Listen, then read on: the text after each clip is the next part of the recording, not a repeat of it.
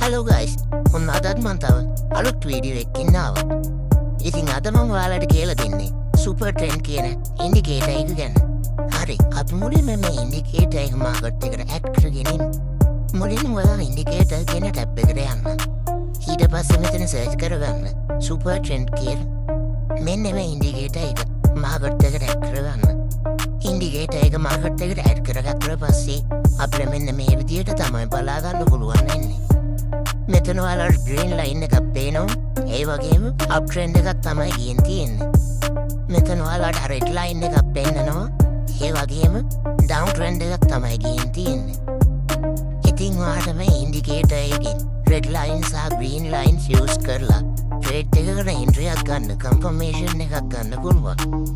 ඉතින් මේ වගේ ඉන්ඩිකේටර් සහ තවත් දේවල් දැනගන්න ඕන නම් මාව ෆලෝ කරලා තියාගන්න.